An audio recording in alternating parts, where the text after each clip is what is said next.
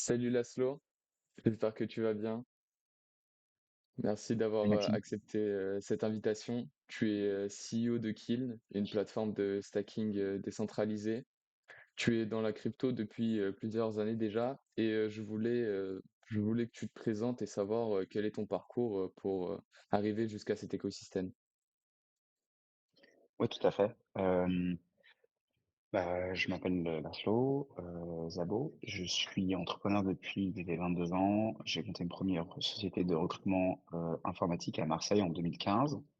J'ai découvert le Bitcoin en 2014 à Tokyo. Il y avait un entrepreneur, le fondateur de BRD Wallet, qui est un des plus gros wallets Bitcoin à l'époque, qui m'a expliqué Bitcoin. Donc j'ai acheté le Bitcoin ensuite. Et quand j'étais recruteur, j'ai découvert Ethereum. J'avais un ami qui travaillait chez Consensus en 2016. Donc, bon, je me suis exposé à Ethereum, à acheter des Ethers. En 2017, c'était à toi l'école des ICO. Donc, je suis pas mal intéressé aux ICO. Et puis ensuite, fin d'année, j'ai décidé de me lancer 100% de mon temps dans la blockchain. Donc, comme je venais du recrutement, l'idée, c'était d'inscrire dans un premier temps des CV sur la blockchain Ethereum. Donc, le fait de certifier un LinkedIn, par exemple, toi, Maxime, qui a travaillé dans telle école et qui ensuite a travaillé dans telle société, ou telle société, etc. Et on a pas mal pivoté, 2018, 2019. 2019, on a fait une première plateforme de blockchain as a service, blockchain privée, ensuite blockchain privée publique. Et en 2020, on a lancé le premier produit de staking. Et voilà. Depuis, on fait du staking et demain, on ira proposer plusieurs types de récompenses à nos clients. Mm. Et tu as fondé Kiln en 2018. Et pour les personnes qui nous écoutent, est-ce que tu peux nous dire qu'est-ce que Kiln et comment ça s'est passé la création de l'entreprise? Ouais. Euh, Kills, alors à l'époque, ça s'appelait Skills en 2018, comme je te l'expliquais. Skills, c'était en fait, moi, je voulais juste travailler dans l'écosystème de blockchain. Donc, j'essayais de trouver un cas d'usage. À l'époque, c'était le recrutement et la certification professionnelle. Et euh, Skills est devenu Clean il y a un peu plus de 12 mois, donc ça fait pas si longtemps qu'on a changé de nom. Mais disons depuis 2020, comme je t'ai expliqué, on fait du staking. Donc on est un des leaders. On est la deuxième plus grosse société de staking indépendante sur la planète. Et donc c'est-à-dire qu'on propose des services d'infrastructure à des échanges, des wallets et des custodians pour que eux puissent offrir des services de staking à leurs clients.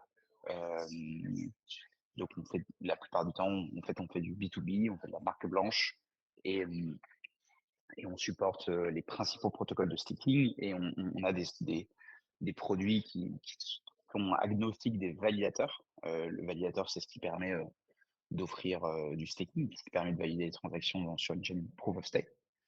Et donc, nous, on vient en fait déployer cette infrastructure pour qu'un échange puisse offrir ce type de service et des services de récompense staking à ses clients. Mm. Et comment t'es venue l'idée de créer Skills à l'époque et Kiln du coup? En fait, comme je t'expliquais, j'avais cet ami qui s'appelait Antoine Estienne, enfin qui s'appelle toujours, pas mort, et qui m'a expliqué en 2016. En fait, il venait de rentrer chez Consensus. Consensus, pour ceux qui connaissent, c'est un des leaders mondiaux sur Ethereum. C'est la société qui est derrière MetaMask ou Infora par exemple. Et en 2016, c'était un tout petit écosystème. Il y avait peu de gens qui travaillaient sur Ethereum. Euh, et lui, il m'a expliqué en fait Ethereum, les applications décentralisées, qu'est-ce qu'on pouvait faire avec un smart contract. Et c'est à ce moment-là que je me suis dit que le recrutement, j'avais besoin de voir plus que le recrutement. Et puis cette technologie, la blockchain, elle m'intéressait beaucoup. Donc, ce qui est au début, c'était, tiens, moi j'ai envie de travailler sur les blockchains. Qu'est-ce que je connais? Le recrutement. Donc, essayons de trouver un cas d'usage qui allie les deux. Le cas d'usage qui alliait les deux, c'était le fait de certifier une information professionnelle sur la blockchain. Donc, par exemple, toi, Maxime, tu as, encore une fois, eu un diplôme de telle année à telle année. Ensuite, tu as travaillé, dans telle société sur tel poste, en effectuant telle mission. C'est comme ça qu'on va commencer. OK. Et à cette époque, aujourd'hui, on n'entend plus trop parler, je crois, de recrutement, sur la blockchain. Est-ce que c'est encore, d'actualité? Ouais, je pense que c'est de plus en plus d'actualité. Hem, à l'époque, on avait essayé d'expliquer à la CNAV, la Caisse nationale d'assurance vieillesse, la retraite, Mmh. ou Pôle emploi, c'était quoi un wallet, c'était quoi le Web3, comment est-ce qu'on pouvait mettre de la donnée, d'un candidat, dans son wallet. Bon, il y avait quand même beaucoup d'évangélisation, il y avait aussi des problématiques de GDPR, mais je pense que je suis assez confiant que, hem, déjà, en fait, je pense qu'on va je suis assez confiant, en fait, du passeport, professionnel, qui peut être plus décentralisé demain via un NFT. Hem, je pense que, ça me paraît, il y a toujours, je pense, des problématiques de GDPR, mais par contre la certification de données, personnelles via la blockchain, représentée par un NFT, je pense que c'est c'est toujours plus d'actualité. Je crois il y a une société qui travaille avec, l'Union européenne. J'ai oublié le pilote, j'ai vu passer un article, il y a quelques semaines. Donc oui, je pense que c'est toujours au centre des préoccupations, des régulateurs, pas dans l'occurrence du gouvernement, européen, et puis il y a, j'imagine, toujours des startups brillantes que je n'ai pas en tête, hein, qui doivent continuer à travailler sur ce sujet. Mmh. En tout cas, j'espère qu'ils galèrent un peu moins que moi à l'époque. Mmh. À l'époque, oui, c'était un peu plus, difficile de vulgariser au plus grand public. Heu, depuis The Merge, on entend de plus en plus parler du staking et qu'il est au centre du stacking. Pour toi, comment tu définirais le stacking? Ouais, hem, le staking, le stacking, hem, si tu veux, le premier moyen de valider des transactions sur une blockchain, c'est le minage, c'est le mining. Dans le minage, tu achètes des, GPU, ASICS, tu vas ensuite les déployer dans un data center pour pouvoir y dépenser de l'électricité et trouver, le prochain nonce, et ensuite valider la transaction, hem, dans un bloc Bitcoin. Les challenges du mining, c'est que, ça dépense beaucoup d'électricité. C'est 0,1 de la dépense d'électricité sur la planète.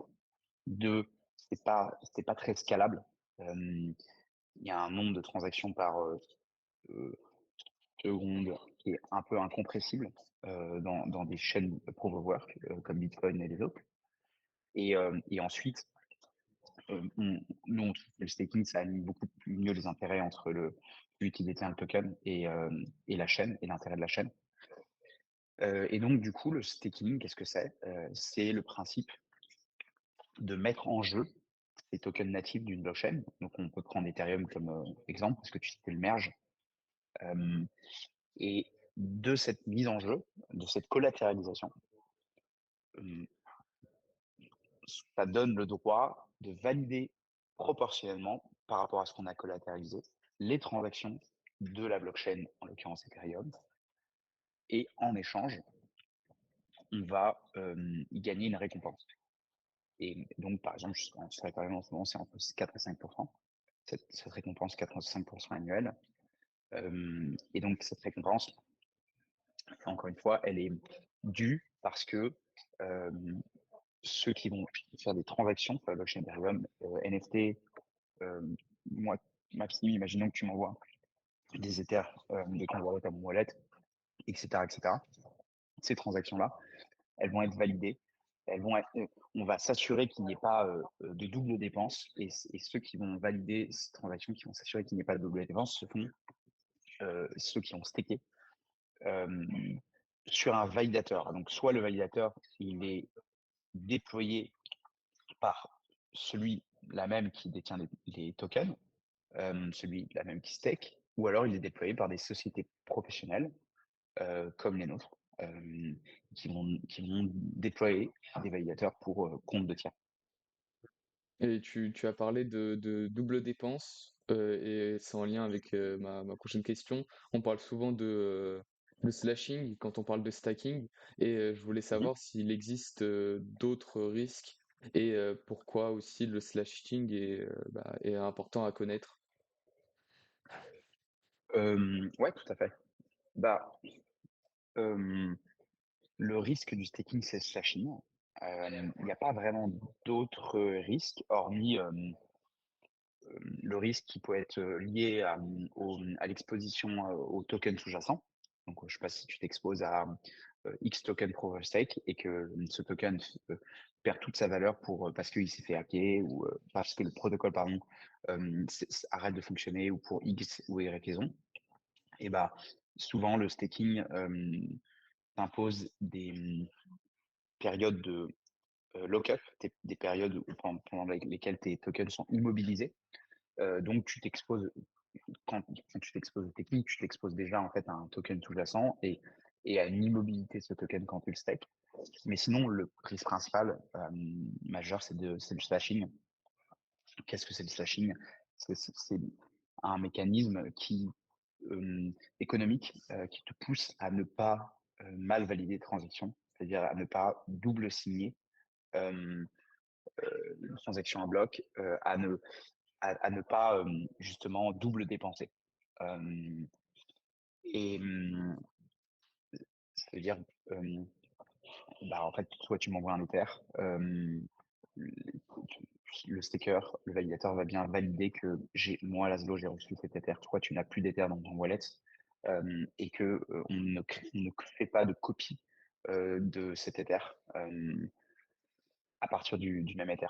Donc c'est ça la double dépense et donc si un validateur, un staker, hem, s'adonne à la double dépense et ben, en l'occurrence, il s'expose à des risques de slashing et donc, à ce qu'une partie de son collatéral, heu, puisse ou la totalité selon le temps pendant lequel ce slashing, s'effectue ou le montant, soit, «brûlé» entre guillemets, soit, ouais, soit brûlé. Donc c'est ça les slashing. Le slashing, c'est le risque de perdre une partie de ce qu'on a mis en collatéral. Mm. Et chez vous, par exemple, est-ce que c'est déjà arrivé chez vous ou peut-être des concurrents de le slashing?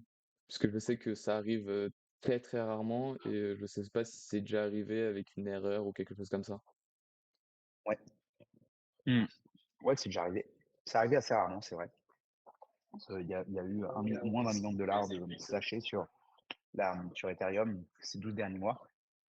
Et si on le compare à la DeFi, il y a eu à peu près, je sais pas, 4 milliards d'assets, volés en DeFi en 2022, donc c'est un facteur de 1 à plusieurs milliers. La chance d'être, il y a peut-être, 1000, fois ou plus, de moins de chances d'être slashé que d'être, hacké en DeFi. Ceci étant dit, il y a déjà eu des événements de slashing.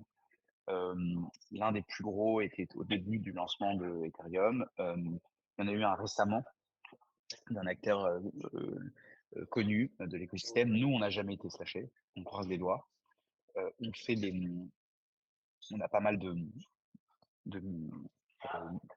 processus de sécurité qui nous permettent d'éviter d'être slashés, d'éviter en fait la double dépense ou parce que souvent en fait on est slashé par mégarde, on n'est pas slashé, par, envie, hem, ou par,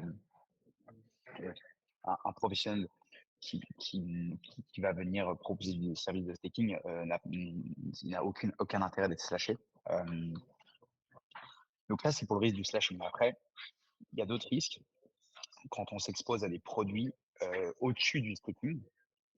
Ça peut être le staking liquide, mais ça peut être aussi en fait, le fait de proposer du staking de manière fluide, complètement on-chain, je pourrais revenir, qui là implique des smart contracts et donc là implique un deuxième type de risque qui est celui du smart contract, ou en l'occurrence pour celui du staking liquide, le risque systémique qui peut exister en DeFi.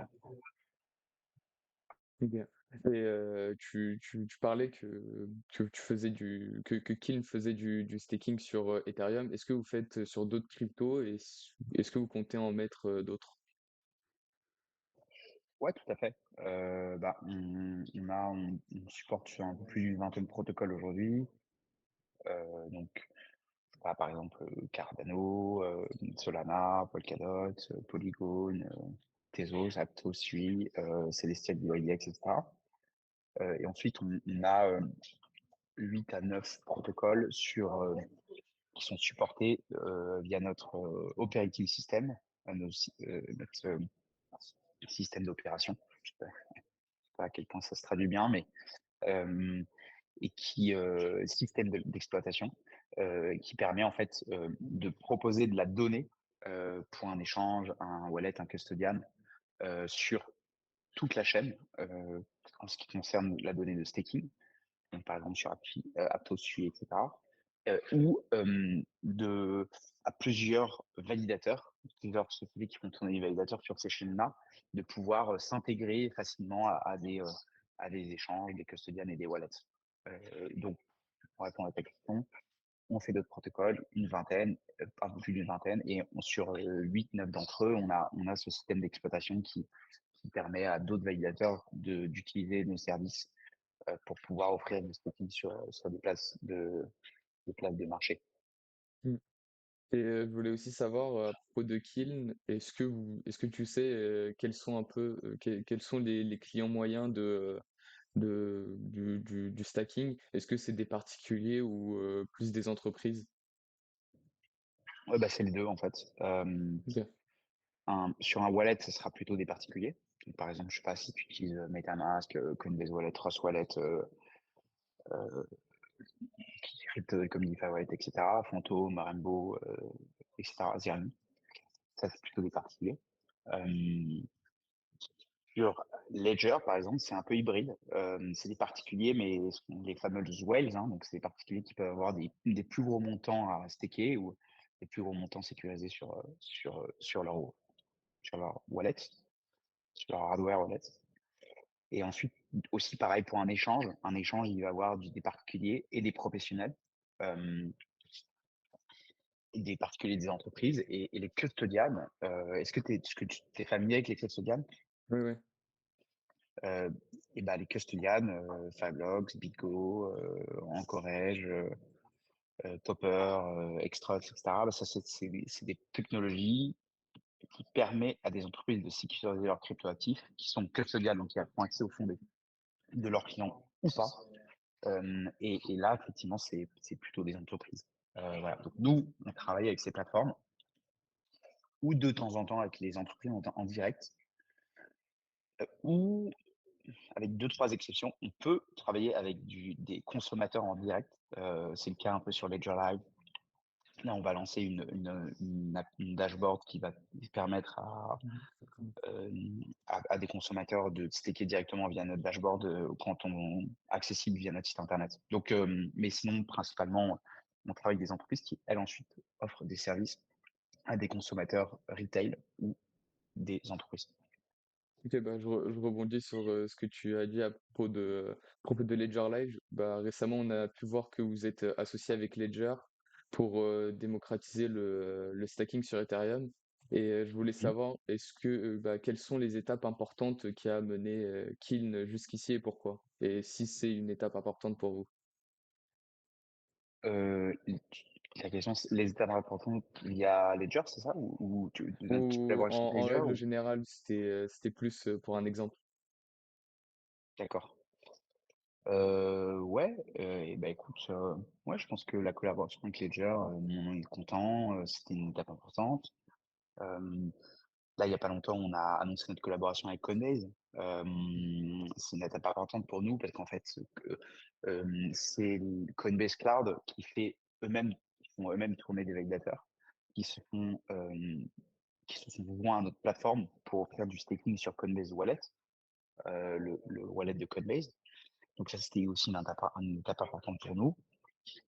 Hem et Et puis ensuite, là, on va proposer des services de récompense, pas que sur du staking, mais aussi sur du stablecoin. Donc ça va être une étape importante pour nous, à partir de Q1. Et, et puis si on monte dans le temps, on a travaillé avec Lido à l'époque. Lido, c'est aussi un protocole pour lequel on a beaucoup de respect. On est toujours proche de leurs équipes. Et, donc Lido, c'était une étape importante pour nous, et le merge, c'était aussi une étape importante pour nous, ça c'est vrai. Mmh. Et ça marche comment le stacking en stablecoin? C'est le même système? Ouais, alors nous, on essaie de pas l'appeler stacking, parce que sinon tout est mélangé. Hem, mais disons que c'est le fait de le mettre en jeu, hein, d'aller, effectivement, mettre en jeu ces stablecoins USDC, USDT, et autres types de stablecoins sur, les protocoles de lending, par exemple comme Aave, comme Compound, comme Morpho. Et donc ça marche, on lâche pas, $100 d'USDT, et puis ensuite on va mettre, en collatéral, on va prêter au protocole, donc $100 d'USDC, et en échange, on ira y retourner 4% d'intérêt à la fin de l'année. Donc on finira avec $104 à la fin de l'année. Donc c'est comme ça que ça marche. Et c'est ce type de produit, c'est ce type de système de récompense qu'on va aller offrir à nos clients existants. Mmh. OK. Et j'avais une question, différente de celle-ci. Dans d'autres interviews, je t'ai entendu parler de sécuriser les fonds des utilisateurs, et c'est un sujet, important depuis l'affaire FTX. Et je voulais savoir, de ton côté, comment sécurisez-vous les biens des utilisateurs? J'ai entendu parler, de clés de validation, comment ça marche? Ouais. On en vient au slashing en fait. Le risque du slashing, il est souvent opérationnel, ou même peut-être, il est, lié à la sécurité de quelqu'un qui pourrait accéder à nos clés de validation. C'est les clés de validation qui vont permettre de signer les blocs, et donc du coup, si quelqu'un de malveillant a accès à nos clés de validation, il pourrait double signer sur toutes nos machines, sur tous nos validateurs. Et l'autre risque, c'est qu'on a un peu plus d'un milliard, 1, je sais pas, 2 milliards aujourd'hui, d'assets dans des smart contracts. Donc l'autre risque, c'est aussi, les smart contracts, la gestion des smart contracts, et cetera, et cetera. Donc ça, c'est un peu les 2 gros risques, chez nous, les validations et les smart contracts. Hem, donc dans le premier sujet, les clés de validation, c'est important de en fait, les clés de validation, elles permettent de signer les blocs. Donc on si on se fait stasher, malheureusement, on pourrait perdre une partie de l'argent de nos clients, mais par contre, on n'a pas accès directement à l'argent de ses clients. Ils sont stakés, donc on n'y a pas accès, ils sont au niveau du protocole. Par contre, on pourrait perdre une partie de cet argent si, un attaquant, aurait accès à ces clés de validation. Donc ces clés de validation, souvent, on les sécurise, dans le cloud, avec des technologies de sécurisation software, logicielle, ou des technologies demain de sécurisation hardware. Donc hardware, je sais pas, j'ai pas la traduction, mais Oui, des clés privées? et ouais, en fait, Oui, hem, des clés privées, physiques, du coup. C'est un peu une ledger ou ouais, une ledger, mais donc du coup, les clés de validation, c'est comme une clé privée, d'accord? oui. Que tu viendrais sécuriser soit dans une technologie logicielle, soit dans une technologie, hardware, ou ledger, si tu veux. Ouais. Mmh. Hem et donc c'est très important. Il n'y a pas encore beaucoup de technologies, hardware qui supportent, les courbes cryptographiques de clés de validation. Bon, par exemple, celle PLS pour Ethereum, mais bon, ça arrive, et on travaille, avec des experts de la sécurité sur le sujet, pour pouvoir, améliorer nos pratiques. Hem et ensuite sur les smart contracts, bah, pareil, on essaie de faire des audits réguliers. On travaille avec, des sociétés de pointe, hem, pour qu'on puisse avoir du monitoring en temps réel, sur nos smart contracts et ensuite, c'est une compétence qu'on commence à internaliser. On commence à recruter des experts de la sécurité en interne, pour pouvoir, toujours être à la pointe de la sécurité. La sécurité, c'est un travail de longue haleine et ouais, c'est une expertise qu'on essaie de construire dans le temps. Que te dire de plus? Non, c'est déjà pas mal. Mmh. Je pense que tu as été clair pour les personnes, qui nous entendent.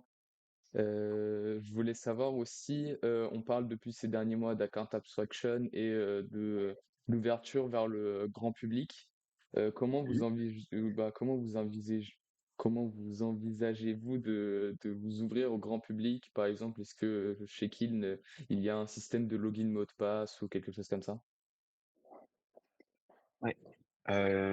Bah, en fait, hem, l'account abstraction. L'account abstraction, déjà, c'est un mot un peu,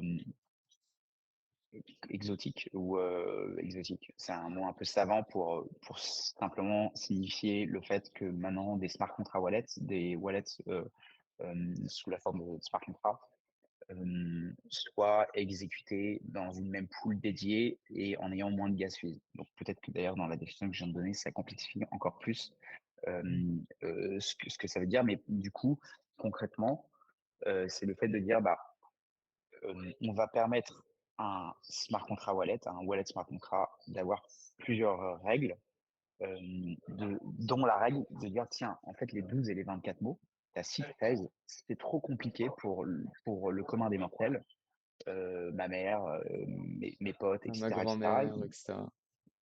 Ta grand-mère, voilà, la fameuse grand-mère, qui n'a pas envie de toucher à une seed phrase. Donc, du coup, en utilisant un smart contract wallet, elle pourrait permettre, par exemple, via une simple reconnaissance faciale sur son portable, de pouvoir débloquer son wallet, de pouvoir créer et ensuite débloquer son wallet par la suite. Donc ça, c'est une des premières fonctionnalités l'abstraction des comptes. Et ça permet aussi, du coup, en faisant ça, de baisser les gas fees qui sont associés à la création du wallet, au fait de lier un, une identité biométrique à une seed phrase, etc., etc. Une autre fonctionnalité intéressante, c'est de dire, bah tiens, euh, il va pouvoir y avoir des mécènes qui vont payer les gas fees une fois que le wallet est créé, une fois que il est lié à la reconnaissance faciale de la grand-mère, par exemple.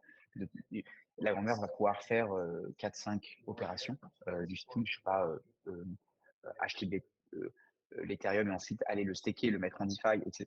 Et donc, staker, mettre en DeFi, on a besoin de payer des gas fees pour ça. Puis, elle n'a pas forcément de gas fees à payer ou elle n'a pas forcément encore assez d'Ethereum dans son wallet pour payer ses gas fees. Donc, il y a un mécène, l'application qui lui a permis de déployer ce contrat qui va potentiellement payer ses gas fees à sa place. Donc, ça, c'est une autre fonctionnalité. Et en fait, ce que ça permet, c'est que ça permet à la prochaine vague d'utilisateurs qui n'ont pas envie de faire un compromis sur l'expérience utilisateur de ce qu'ils utilisent déjà dans des applications entre guillemets Web 2, de pouvoir utiliser le Web 3. Donc, ça permet de s'affaire des sites phrases, ça permet en fait tout simplement de pousser des millions de gens à s'exposer à la non-custody, s'exposer au Web3, aux vraies valeurs du Web3, c'est-à-dire bah, euh, via un wallet, un smart contract wallet, ils vont pouvoir préserver la détention de leurs clés et de leur identité et de tout ce qu'ils vont faire avec un wallet en interagissant avec des applications Web3. Donc ça, c'est super intéressant. C'est aussi intéressant pour nous parce que demain, on peut très bien imaginer que, la grand-mère, elle va sur internet, elle tape staking sur Google, ou DeFi sur Google, elle tombe sur un article, elle se dit: «Ah, c'est super intéressant», elle se rend compte qu'elle peut en 3 clics créer un wallet, en pardon, 3 clics, en 2 clics créer un wallet, en un troisième clic acheter de l'Ethereum, en un quatrième clic, OK, sur Kill. staker. Et ouais, exactement, exactement, exactement. Hem Et peut-être que même en 3 clics d'ailleurs, il y a peut-être un clic de trop. Il faudrait voir.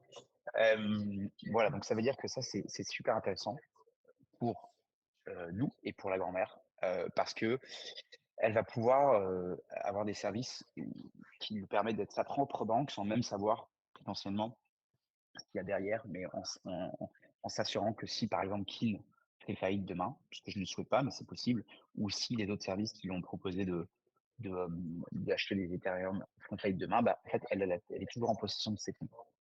Hem, donc ça, c'est super intéressant et c'est le cœur des valeurs, en fait, de la décentralisation, des blockchains, de la crypto et du Web3. Mmh. Et je voulais savoir aussi, comment tu vois l'avenir de Kill? C'est un peu une question, complexe. C'est un peu, quels sont un peu les projets des prochains mois? Ouais, et bah, en fait, l'avenir de Kin, nous, on est plus qu'une boîte de staking. En fait, notre mission, c'est de partager la valeur qui est créée, dans l'écosystème, heu, blockchain, écosystème crypto, écosystème Web3, et donc la partager, bah, aux millions, d'utilisateurs, qui vont, utiliser, ces technologies demain pour pouvoir, encore une fois, devenir leur propre banque, heu, être exposés, à, aussi des monnaies, stable, donc des monnaies fiat, dollars ou euros, mais sur les blockchains, avec toutes les avantages que ça comporte. Donc, on va devenir, en fait un des leaders, de la récompense, dans les assets digitaux, mais pas que. Donc en fait, on veut créer des produits qui permettent à ces millions de personnes de pouvoir, capter, la valeur qui est créée. Hem, Tout ça, avec plus de transparence, plus d'efficience et une certaine décentralisation. Cette décentralisation, c'est un spectre. Donc aujourd'hui, tout le monde nous voit comme une boîte de staking, mais demain, mmh, les gens nous verront, je pense, comme une société qui permet de partager, quelque valeur que ce soit qui passe par les blockchains, pour à ceux qui qui les utilisent. Mmh. Et j'avais, une question plus, pour les auditeurs qui nous écoutent parce que la majorité sont des étudiants ou des jeunes adultes. Tu as, Ouais, il y a quelques mois, fait une intervention au Cryptosphère Accelerator que j'ai trouvé très intéressante. Tu as raconté un peu, ouais. tu as raconté ton parcours et pas mal d'histoires, dans ton monde, dans ton parcours entrepreneurial plutôt. Et je voulais savoir, quel conseil tu pourrais donner aux auditeurs qui écoutent ce podcast? Ouais. Bon, déjà, c'est gentil, mais merci de m'avoir invité. Le premier conseil, c'est de dire, et si c'est pour les entrepreneurs, je ne sais pas, quel est le but, mais si c'est pour ceux qui veulent, potentiellement entreprendre demain, bah, l'entrepreneuriat, c'est pas facile et mais c'est aussi, c'est aussi, un moyen de s'émanciper d'avoir, j'allais dire semblant, mais d'avoir une once de liberté, mais c'est aussi du semblant parce qu'on n'est pas toujours libre, quand on entreprend. Mais par contre, n'hésitez pas à entreprendre, allez-y, et puis, ne lâchez pas en cours de route. La résilience, c'est peut-être le seul la s le comment dire? La seule qualité que tout entrepreneur, qui ont réussi, ont en commun. C'est pas forcément l'intelligence, c'est pas forcément, hem, il y a peut-être aussi un peu une compréhension du monde de demain, quel que soit ce qu'on fait, mais il y a aussi, il y a aussi la résilience. Donc il faut rien lâcher et puis après aussi, c'est pas facile de travailler, d'arriver à trouver, ce pourquoi on est passionné, quand on est étudiant. Moi, je sais que j'ai pas trouvé tout de suite. Et je sais que, ouais, j'ai des cousins, j'ai des cousines, je sais que, quand on a 20 ans, on pense que c'est les plus belles années, mais je ne sais pas si ça se confirme toujours. C'est pas facile de trouver, sa voie et il faut tester, il faut continuer à chercher, puis un jour, je pense, il y a quelque chose de plus évident qui vient toquer à la porte et puis ensuite il faut, travailler, dépenser de l'énergie, pour pouvoir, percer dans cette passion et si c'est les blockchains, si c'est les cryptos, si c'est le Web3, heu, maintenant il y a un écosystème qui s'est créé. Il y a des investisseurs, il y a des entrepreneurs, en France, hem, qui ont lancé des sociétés, des aventures. Donc il faut ne pas hésiter à aller leur parler, poser des questions, essayer de se renseigner, hem, essayer de créer, des sociétés, des projets, des produits, essayer d'aller lever des fonds et puis ensuite, l'aventure n'en sera que plus belle. Ouais. Ça aurait pu être une, très bonne conclusion mais j'avais une dernière aussi, petite question. Je pense que à travers ton parcours, tu as vécu, pas mal de moments marquants. Est-ce que tu as une anecdote à raconter qui t'a marqué, par exemple lors de la création de Kiln ou, durant ton aventure dans la crypto? Ouais, bah, il y a pas mal d'anecdotes, hein. Après, qu'est-ce que je peux dire?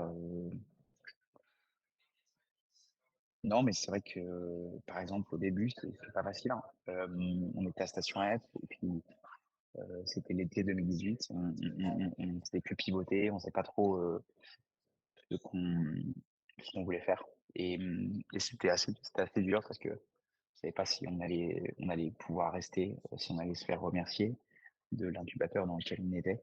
Hem Et puis ensuite, il y a eu encore quelques mois de galère, mais sinon, ouais, en 2020, on a eu pas mal de chance parce que le staking, on avait regardé, mais on n'était pas complètement convaincus. Et puis, on a une de nos connaissances qui est venue nous voir pour nous proposer d'offrir un premier produit de staking sur un protocole qui s'appelle Pocket Network. Pour ceux qui s'en souviennent, il est toujours en activité, mais peut-être que le prochain bull market va le réciter. Et donc, ouais, le timing était parfait, mais bon, c'était de la chance. On a lancé un produit staking en août 2020, et donc, comme certains peut-être le savent, bah, c'est depuis le début du bull market. Donc on était prêt pour le bull, mais, mais c'était après 2-3 ans de galère. Mmh. Donc, Et euh, ouais, pardon. je voulais savoir qu'est-ce qui a fait que tu n'as pas abandonné ce projet et qu'est-ce qui t'a donné envie de continuer, à cette époque-là? Ouais, bah, je pense qu'après, je sais pas, je pense que j'avais pas dans,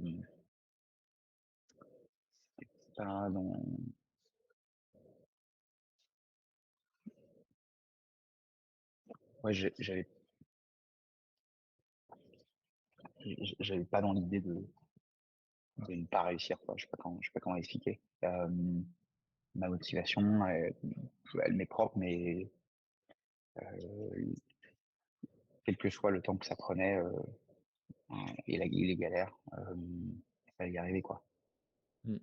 Euh, donc, et après, faut pas non plus être débile, hein. Si ça marche pas pendant trop longtemps, euh, déjà il y a des sujets financiers. On n'a pas toujours le luxe de pouvoir entreprendre pendant 10 ans.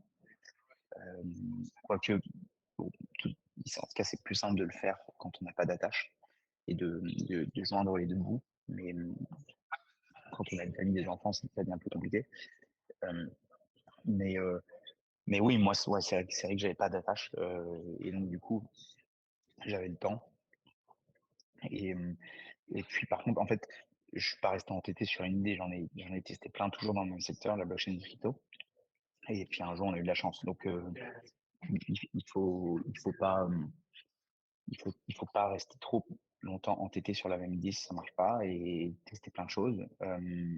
Et puis, je le souhaite aussi à ceux qui écoutent, bah, si ils ont trouvé une bonne idée, que cette idée marche le plus rapidement possible. C'est juste que moi aussi, je rentrais dans un écosystème que je comprenais pas. Je faisais du recrutement, je savais pas ce qu'était une application, je savais pas ce qu'était vraiment une blockchain, je savais pas comment on pouvait bien l'utiliser, etc., etc. Euh, donc ça m'a pris du temps en réalité de comprendre. Euh, voilà. Mais aujourd'hui, bah, je comprends. Un peu mieux, un peu mieux. On espère. Bon, en tout cas, merci beaucoup Laszlo. C'était un plaisir d'avoir pu échanger avec toi. J'espère que les personnes qui Merci, nous Maxime. écoutent ont pris du plaisir à t'écouter expliquer Kiln et ton parcours professionnel. En tout cas, merci beaucoup et je te souhaite une bonne journée. Et bravo. Et je le dis parce que, évidemment, je le pense, mais bravo à Cryptosphère pour cette extrêmement belle communauté. À l'époque, c'était Thibaut de Bertolo. Je sais plus son implication, mais en tout cas, à tous les étudiants de Cryptosphère. Euh, je crois que c'est la plus grande association étudiante crypto de France. Et, et d'ailleurs, nous, on embauche de temps en temps des personnes de Cryptosphère. Je vois derrière moi Mehdi, je sais pas si on entend, mais en tout cas qui travaille à l'équipe finance et qui vient qui était à Cryptosware. Donc voilà, bravo, continuez. Vous êtes l'énergie, les entrepreneurs, les inventeurs de notre écosystème de demain. Donc merci de m'avoir et je répondrai toujours positivement. Je l'espère en tout cas. Il va falloir que je le fasse, mais à l'appel de Cryptosphère. Merci beaucoup. C'est une très belle conclusion en tout cas. Je te souhaite une bonne journée et à bientôt. À plus, Maxime. À toi aussi. Ciao. Ah, ciao.